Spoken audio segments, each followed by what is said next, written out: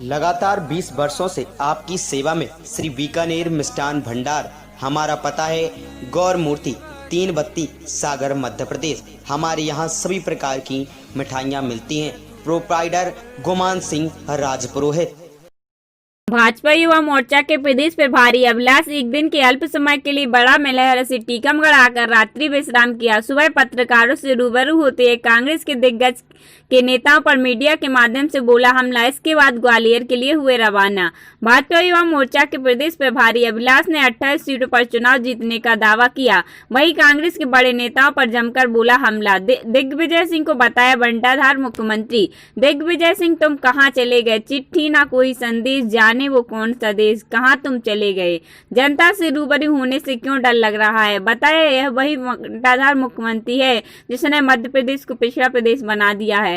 अभी नवरात्रि का पावन पर्व चल रहा है और इस समय कांग्रेसी अभद्र भाषा का प्रयोग करने से नहीं आ रहे हैं बाज। कांग्रेस को यह एहसास हो गया है कि 28 सीटों पर कमल खिलने वाला है। इनको यह बात हजम नहीं हो रही, इसीलिए बौखला कर कमलनाथ खिसियानी बिल्ली खंबा नोचेका कर रहे हैं काम।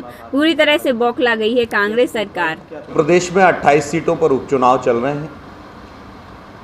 इन 28 सीटों पर जो चुनाव है, एक तरफ वो दल है जिसने अपने घोषणा पत्र में सारे झूठे वादे किए थे, चाहे किसानों की कर्ज माफी हो, चाहे युवाओं का बेरोजगारी भत्ता हो, चाहे माताओं बहनों या बुजुर्गों, सबसे मध्य प्रदेश की जनता से उन्होंने झूठे वादे किए थे।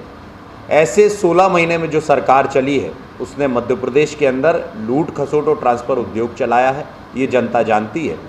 दूसरी ओर वो सरकार है जिसने आदरणीय शिवराज सिंह चौहान जी के नेतृत्व में पूरे मध्य प्रदेश की कायाकल्प करने का जिन्होंने काम किया था। आदरणीय शिवराज सिंह चौहान जी के नेतृत्व में सरकार ने जो काम किया है उस काम के आधार पर जनता तैयार बैठी है। और मैं एक बात और दावे के साथ कहता हूं कि इस उपचुनाव में सर्वाधिक यदि कोई कांग्रेस को पछाड़ने का काम करेगा और कांग्रेस के खिलाफ जो काम करेगा वो नौजवान होगा, क्योंकि नौजवानों को 4000 रुपये बेरोजगारी भत्ते के नाम पर आपने झूठ बोला था। उनको सिर्फ एक वोट बैंक समझने की राजनीति कांग्रेस ने की थी।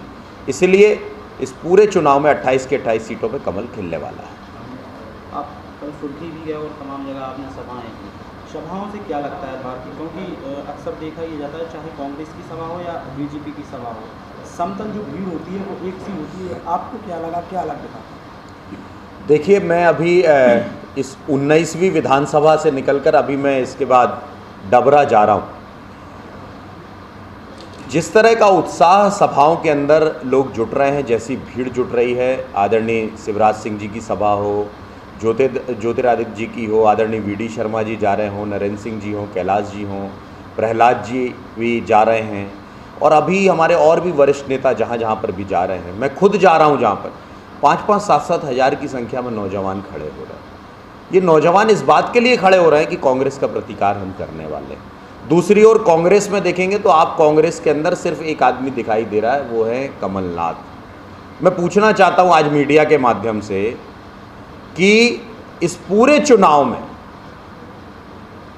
यदि कोई नहीं दिख रहा है, नदारत है, तो वो दिग्विजय सिंह है। आखिर दिग्विजय सिंह ऐसे कौन से भय से हैं? जनता से क्यों नहीं रूबरू हो रहे हैं? क्यों जनता से डर रहे हैं दिग्विजय सिंह? इसलिए इस पूरे चुनाव में मैं अभी कुछ दिन बाद इसका अभियान भी चलाने वाला हूं कि दिग्विजय सिंह कहां गए? चिट्ठी ना कोई संदेश, जाने वो कौन सा देश, जहां तुम चले गए। दिग्विजय सिंह इस पूरे चुनाव से नदारत हैं, इसीलिए क्योंकि जनता जानती है कि दिग्विजय सिंह यदि आएंगे, कांग्रेस नेता जानते हैं, कमलनाथ जी जानते हैं कि दिग्विजय सिंह जैसे ही निकलेंगे तत्काल उन विधानसभाओं में कमल खिलना शुरू हो जाएगा, क्योंकि जनता जानती है कि बंटाधार मुख्यमंत्री है।